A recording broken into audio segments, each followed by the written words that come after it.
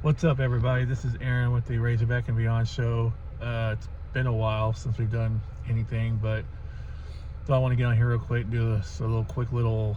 We're a little way past the halfway point of the season now, and preseason I picked us to go 9-3. We're sitting at 4-3 right now, so we would have to win out. So I'm probably not going to get that right. I also got the game split because I thought we would lose to Tennessee and beat LSU. Did not happen. We beat Tennessee and lost to LSU, so it evens out. Been able to go to a couple of games this year, and I got actually one or two more I get to go to, so I'm pretty excited about that because this will be more games I've gone to in 1 year than I've gone to in the last 20, probably the last 10 even. Went to Arlington for the A&M game, which didn't turn out the way I wanted. Went to LSU Saturday night in Fayetteville, didn't go the way I wanted. Or we wanted. Going to Starkville Saturday. I think we're I'm gonna try to do a little video at Starkville because it's the first time I've ever been to a road game. So it'd be pretty cool to go to a road game and see the stadium and take a video walking around, look at the stadium, look at the tailgate, things like that, if we get there early enough. It's about a almost 6-hour drive from my house, about a 5-hour drive from Brad's. So yeah, Brad actually invited me to go with him to Arlington. So thank you, man. That was pretty cool. And then LSU, my wife bought my brother and I a couple of tickets. Got to go to that one. Starkville is all on Brad too. He invited me to go with him. So at this point, we're sitting at 4-3. We're 2-2 in conference, which is still the best conference record we've had in a long time, probably since I guess 21. We'll go real quick through the games. UAPB doesn't even need to be talked about. 70-0. Scored all 10 times we touched the ball. Touchdowns all 10 times we touched the ball. The next week we went to not Starkville, going there this weekend. Next weekend we went to Stillwater and played at the time number 13 Oklahoma State, and really in a lot of ways just dominated that game. Man, it sickens me that we lost that one. That one still hurts more than any other loss because Oklahoma State's turned out not to be very good. They've lost 4 in a row. They're sitting at 3-4. They were 3-0. They beat us to get to 2-0. They won their next game to get to 3-0, and then they've lost 4 in a row since then. And 2 of those 4 losses hadn't even been particularly close. So they've changed quarterbacks. They've just fallen completely off the face of the earth. And we let them off the hook. To quote Dennis Green, we let them off the hook because we dominated that game statistically, defensively, every way you could think of in the first half, and it was still, I believe, 21-7 at halftime. Should have been a lot worse, and would have been 21-0. We were up 14-0, driving in to go up 21-0, and they were able to finally get some pressure on Green. Green threw a pass over the middle behind his receiver. It was picked off, ran back for a touchdown, and that was the turn of the momentum. But the second half, offense just couldn't get out of its own way. Defense didn't play bad in the second half, but the offense just could not get out of its own way. It kept putting the defense in bad spots. Taylor Green, and I'll say as I go on this video, he's gotten better and better, but that day was really problematic. I'm not putting so much interception on him because he had a guy open and he had pressure right in his face. He was going to that open receiver, and it was just a great play by the defender to pick it off and run it back. But later on, they're driving, looking to take the lead at the end of the game. They have a stupid penalty on their quarterback doing the gun shooting thing at our sideline, getting a penalty. We hold them to 3, which ties the game. Or no, it gives them a 3-point lead. We drive down, hit a long field goal, which has been an absolute miracle to hit a field goal this season. Hit a long field goal, send it to overtime. We get to the first overtime. They miss their field goal in overtime, and then we get the ball first, we don't score, and then they miss their field goal to send it to a second overtime, and then they go right down, score, and get the 2, so they're up 8. Now I don't know that we get the 2, but probably the second or third play of the double, it's been a while since that game, so I can't remember exactly. Second, third play of that double overtime, Bobby calls a wheel route to, I'm gonna say it was DeBinion maybe, down the sideline. He is wide open. I mean, it was a perfect call. They're bringing pressure from the inside. He just runs around the outside on a wheel route and is wide open. And Green literally throws it at his feet. He's running down the sideline. If he puts that ball on him, he's a walk-in touchdown again. I don't know that we get the 2, but we have a chance. throws it right at his feet. And then we end up on 4th and 2, not getting it, and they win by 8. Heartbreaking. Like, I was so ticked off and crushed after that game, I didn't watch any more football. I went to a wrestling show that night instead and said, forget football. Because we dominated. We were by far the better team. It was obvious on the field. We went to Stillwater and we shut their crowd down, shut them up. We dominated that game. Finally, third game of the week, get our first Fayetteville game against UAB, and it left a lot to be desired.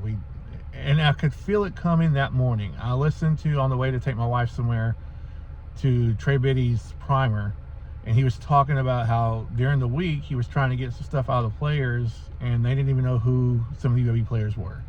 It felt like they didn't take this game seriously. It felt like they weren't trying to get ready for this game. Like they just thought they could roll their hats out in the field and win.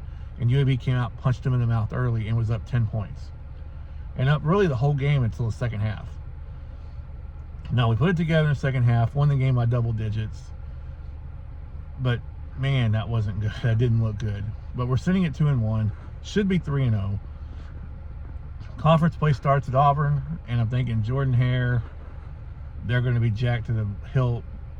This doesn't feel good. Our defense came out that day and played the game of the year. They were just flat out everywhere, making hits for loss, causing turnovers, turnover after turnover after turn. Even after Taylor Green tried to give it back to him a couple of times, the defense was still coming to turn the ball over. And we put up enough points to win the game. I can't remember the exact score, but I think we won by like 10, 12, something like that. And it was a big road win to get that first conference win. Next week, it's off to Arlington, and you're thinking, or I'm thinking, I don't know. If we play like we played in the first half against Oklahoma State and against Auburn, we can win this game. If we play like we did against UAB or the second half of Oklahoma State, we won't. And it was kind of a mixture. First drive of the game, couple of quick tackles, one for a loss and one for a short gain. It's 3rd and long. Taylor Green rolls out to his left, throws a bomb down the sideline as a man wide open. I think it might have been Armstrong, and he just walks in 75 yards touchdown. And it's like, oh yes, we're going to do this today. This is our day. And then A&M answers back with a long touchdown of their own. And it's really a defensive back and forth game. But we led, we were tied at 7, and we took the lead back, and we were ahead until midway through the fourth quarter. We're up 17-14 midway through the fourth quarter. And I don't know what happened in the defense on this drive. A&M just said, to hell with this, and just started pounding it right down our throat, all the way down the field. There was very little resistance. Next thing you know, we're down 21-17. And even with about 7 or 8 minutes to go in the game, it felt like it was over. And it pretty much was. The only good thing that came after that was our punter punting the ball down inside the 1-yard line. Like, it was a great punt. But instead of forcing the 3 and out, getting the ball back with a short field, we gave up a couple of first downs. They ended up flipping the field position. We got the ball back, but not a lot of time. And Green was just under duress the whole second half from their defensive front. So we lose that one, fall to 3-2, 1-1 in conference. And then we got number 4 Tennessee coming to town. It's like, oh, this is going to be fun, right? Yeah, Tennessee's been killing people. Well, we realized they've been killing people because they haven't played anybody. And they couldn't handle the atmosphere in Fayetteville. Offense took the opening kickoff right down the field, made it look easy, took a whole lot of time off the clock. Now, we did bog down in the red zone and kicking a field goal up 3-0 and kept that lead all the way until the third quarter. It was 3-0 at halftime. Defense played lights out. Tennessee, because they're good, got a couple of touchdown drives early in the third quarter to go up 14-3, and you're thinking, well, that's it. Finally, the offense woke up. Taylor Green hit a couple of big passes. Next thing you know, it's 14-10. And then we're driving again. Taylor Green makes a perfect throw down the sideline, gets hit in the knees on a dirty cheap shot by his Tennessee lineman. Dirty cheap shot. He gets hurt, but he completes his deep pass to Armstrong. Malachi Singleton has to come in. They hold us to 3, but it's 14-13 with about 10 minutes to go, and you're feeling pretty good. The next thing you know, defense makes a stop. Offense gets the ball back, and we just have this fantastic drive, starting with a quick screen to Satania. Picks up a first down across midfield. Braylon Russell, who's been playing great, had a long run. And, yeah, I think Tennessee probably let us, once we got inside the 10, they let us score, but it turned out to be a mistake because they couldn't respond. They hit a deep pass. We score. We don't get the 2, so it's 19-14. They hit a long pass down to our 30-yard line, but then our defense just stiffened. And on 4th down with about 3 seconds to go, Nico Iamaleava, whatever the hell his name is, basically runs out of bounds. Like he has nobody open. Instead of just trying to force it, which he should have done in that situation, he just runs out of bounds. And fans storm the field. It's an amazing atmosphere, incredible win. We're 4-2 going into our bye. We're 3-1 in conference, or 2-1 in conference. And we got 2 weeks to prepare for number 8 LSU. And then this past Saturday, LSU happened, and it was over when it started. We won the toss and deferred. They went down and made it 7-0 before we had a chance to really even settle into our seats. We went down 10-0. We responded with a touchdown to make it 10-7, and then, we went down 13-0. Responded to make it 13-7. And then some of the worst officiating I've ever seen. The officiating didn't cost us the game, but it was some bad BS calls. They called targeting on Armstrong, which was a good call. He got hammered. The guy launched himself at him, hit him right in the neck and head area. Perfect. The definition of targeting. It wasn't helmet to helmet, but it didn't have to be. It was shoulder to head. He hit him in the head. That's targeting. Or at the very least, a personal foul, unnecessary roughness. They reviewed it after calling it, picked up the flag, and said no targeting. Bullshit. There was a pass interference later. Our guy got absolutely mugged, pulled to the ground. Nothing. Our guy put a fingertip on their guy down the field, and they threw the flag. SEC, do better with your goddamn officials. Do better with your officials. How is it this hard to get good officials? Like, I don't understand how you can't. You're the best conference in college football. You make the most money out of any conference in college football, and you can't afford referees that can do their damn job? Like, seriously. That freaking nerdy piece of shit referee that refereed our game Saturday night looked like he was terrified every time he was going to make a call. Look, he was shaking like a little. If I went down there and got right in his face, I think he would have crumbled and peed his pants. Do better, SEC. Go get some real godforsaken officials. It shouldn't be that hard to do. I mean, I don't see other college conferences having referees this bad, but these guys are a joke. A joke. And again, no, that didn't cost us the game, but that's not the point. That's not the point. Do your damn job. Your job isn't to be one-sided, biased towards one team. Your job is to call the flipping game down the middle. That's your job. How hard is it to do that? I understand a fishing game might be hard, but when you call targeting, and it is a targeting, and you go and review it, and then you come back and say, oh, well, no, that wasn't targeting, we're picking up the flag. Bullshit. Every referee on the field threw their flag. This wasn't a case where one referee threw his flag and everybody else said, oh, well, I don't know if it was targeting or not. No, every official, including you, Mr. Head Official, you all threw your flags. Every damn one of you. There was 5 flags on the field. And then you go and review it, and next thing you know, it's, oh, no. Well, we're going to pick up the targeting call because, you know. And then the next play, what a surprise, next play we get a ticky-tack pass interference penalty. Because they realized how stupid they were. So they did a makeup call. That call didn't help us as good as a targeting penalty would have. That targeting penalty would have put us down inside the 30-yard line. And it was 16-7. We'd probably go down and score a touchdown. Instead, and this is before halftime, so it had been 16-14 going into halftime, most likely, or even 16-10. But we'd have been a one-score game going into halftime. Instead, we're going down 9 because those godforsaken jackoffs wearing the black and white stripes decided we're going to pick up a flag that was obvious, so obvious that every single one of us threw our flag. Everyone. Do better, SEC. Do better with your god-darned officials. Shouldn't be that hard to figure out. LSU's good enough. They don't need your help. And Brian Kelly, while I'm at it, you can go to hell, sir. I had a ton of respect for you until Saturday night. But your little bullshit bitching after the game in the press conference about us making you homecoming, that's the way the schedule worked out, dude. We had no fucking choice. You don't do homecoming in November. Everybody does them in October. And the only 2 October home games we had were Tennessee and LSU. So fuck you, Brian Kelly. And you'll never hear me say this again because I hate A&M with a passion. But man, I hope A&M beats the ever-living dog shit out of you Saturday. Because of your classless bullshit post-game press conference. Tennessee's the same way. Their little Bobby Hill lookalike coach, Josh Heupel, a guy who somehow won the Heisman as a quarterback, now looks like a Pillsbury Doughboy.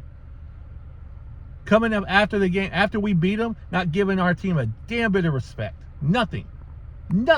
It was always Arkansas didn't do anything. It's what we did or what we didn't do. Screw you. Show some class, man. The SEC is full of classless prick coaches.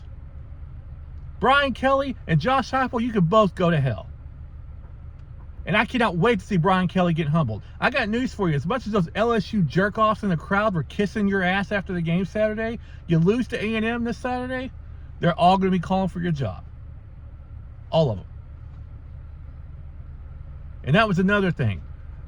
Brad disagrees with me. He thought they were great. I didn't. I was sitting surrounded by LSU fans. For some reason, LSU fans got on our sideline up in the upper deck where I was sitting, and I was surrounded by some of the most classless, obnoxious, drunken jackasses I've ever had to deal with in my life. Ever. I have no problem with opposing fans coming in. That's great. I've been there for an Ole Miss game. Their fans are fine. I've been there for other teams' games. Their fans are fine. LSU, your fans are obnoxious pricks. I hope every damn one of you drunken Cajuns go to hell. My brother and I went to eat at Whataburger after the game in Clarksville. Guess who's there? Another whole fucking table full of LSU fans. Running their pie holes about the game. Took everything I had not to go over there and just smack them in the damn face. But I knew that was going to happen. I knew they were classless pricks. I've been told that for years. First time I've ever really had to deal with it. Last time I went to an LSU game, I was 10. I didn't care. Now I'm a 40-year-old man, and seeing the obnoxious pricks around me running their pie holes through the whole game, not even cheering their team, running their mouths about us. Man, fuck you. You were in Fayetteville. I don't care how many of you were there. You were still outnumbered.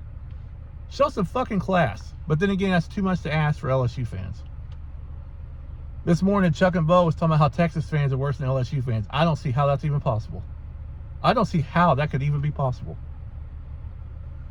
Some of the most obnoxious, annoying, drunken jackasses I've ever had to deal with. Ever. And I'm not saying every single one of them. No, I'm sure there are some good ones out there, but they are severely outnumbered. Anyway, now that rant's over. We got Mississippi State this coming Saturday in Starkville. As far as I know, Brad and I are both going to be going to Starkville to watch the game. We may do a little pre-game, post-game video. Certainly going to take a video when I get there of the stadium and take in some of the atmosphere if we have time. I think we will. We'll see. SEC Nation, from what I heard, from what Brad said, is going to be there Saturday too, so that's cool. Not that I like anybody on that show. Paul Feinbaum's okay. I don't hate Paul Feinbaum. I do like Ryan McGee. He's all right. But Tim Tebow kissed my ass. Fuck him. But yeah, we're sitting at 4-3. We have Mississippi State on the road this week. They are 1-6, but they're playing really good for a 1-6 team, which worries me a little bit. From what I heard, that's a tough place to play anyway. We don't generally have a whole lot of luck over there to begin with. So it's a big game, because if Sam loses this game, he's going to start to lose the people that he won back for the Texas game or from the Tennessee game. He's going to start to lose again if we lose to Mississippi State. I don't care what the score is. I don't care how bad we beat them, but we got to win. You win, you're 5-3. You come home, you get a top 20 Ole Miss team at home. You get a chance to put the season right back on track. 6-6 won't get it done, man. I don't know that 6-6 will get it done, because they were in a position to be a whole lot better than that after beating Tennessee. And so to go 6-6 means you went 2-4 in your last 6 games.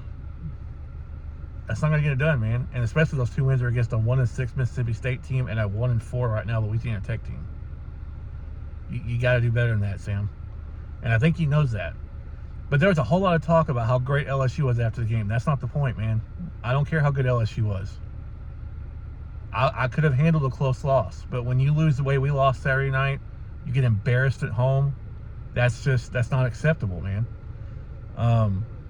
You know, you got to come back from that. You got to beat Mississippi State. I don't care how well they're playing; they're still 1-6 for a reason. And it's 11 a.m. kickoff or 11:45 kickoff on SEC Network. I don't think the crowd's going to be as jacked as they would be for Georgia or A&M. I could be wrong, but you got to go in there and win. There's just no excuses now. You put your back too much against the wall. You cannot afford to finish the season 5-7. And if we don't beat Mississippi State, I don't see any way we beat Ole Miss, Texas, or Missouri. I mean, we win this game, we got some momentum back. I can see us pulling off an upset or two here the rest of the year. But we lose to Mississippi State after getting hammered by LSU, and then you lose to Mississippi, a 1-6 Mississippi State team. It's not good, man. Not good for you. So, a big game Saturday, huge game Saturday. The season's on the line in a lot of ways. Because again, if we don't win, I don't think we go bowling. I really don't. And I don't know that 6-6 saved his job anyway. It may, because Hunter Yurachek is Mr. I don't want to, ever admit that I'm wrong. So it may very well, 6-6 may be all the ammunition he needs to save his job. At the beginning of the year, 6-6 would have been fine. But now that when you're sitting at 4-2 and just knocked off the number 4 team in the country, and you lose 2 of your last 6 games, or excuse me, you win 2 of your last 6 games to finish 6-6, it's going to be hard. It's going to be hard to keep a lot of the fans happy. This is year 5. We're not in year 1 or 2. We're in year 5. We want 3-7, 9-4, 7-6, 4-8, and now potentially 5-7 or 6-6 if we don't win Saturday. So it's a big one, man. You got to win this one, Sam. And I want you to succeed. I want you to win. I want you to stay. I don't want to have to change coaches because that sucks. But you've got to make it where the fan base wants to keep you here.